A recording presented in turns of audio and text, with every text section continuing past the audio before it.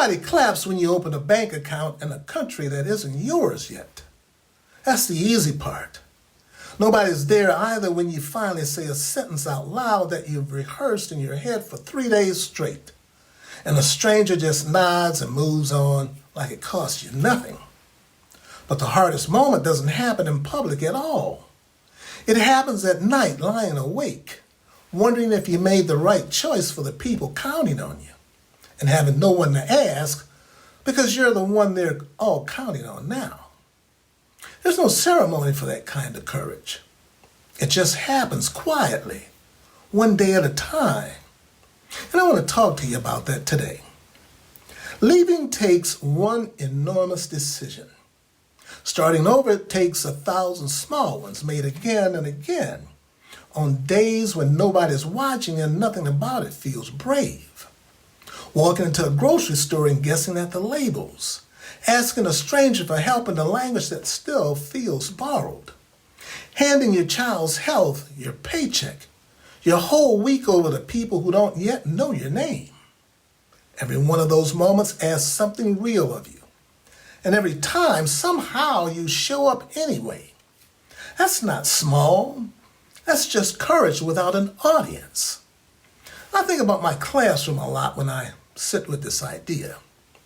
Some of the adult learners I teach walk in straight from a full shift of work, tired in a way that goes past the body. They sit down anyway and they try anyway. Not because it's easy, but because quitting would cost more than trying ever could. I've watched grown adults stumble over sounds a 5-year-old makes without a second thought.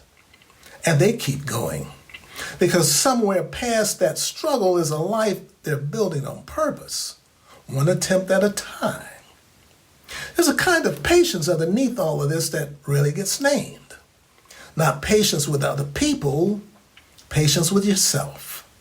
Learning to forgive your own accent, which you shouldn't have to anyway. Learning to laugh at your own mistakes before they can shame you into silence. And learning that competence doesn't show up all at once. It shows up in inches, and every inch is worth claiming out loud. The children carry a different version of this same courage. A child in a new school doesn't have the words yet to explain everything they've lost. But give it a few weeks and watch the playground. Watch how fast they find a way into a game without needing to translate the rules first. Children remind the rest of us that beginning again isn't only about language. Sometimes it's about finding the parts of being human that never needed translated in the first place. Here's what I need you to know, though. This courage was never only for people who've crossed the border. Maybe your version was a divorce, a diagnosis, a move you didn't choose, or a job that ended without warning.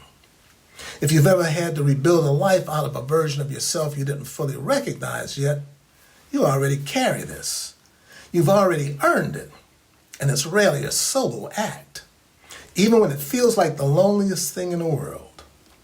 It gets easier, though, because of a neighbor who waves first. A worker patient with an accent instead of being irritated by it. Someone who celebrates the attempt and not just the correct answer. If you're in the middle of starting over right now, I don't need you to feel brave for it to count. Most days, courage doesn't feel like courage. It just feels like getting up and trying again anyway. That's exactly what it is, though. It always was. Take care. Stay connected.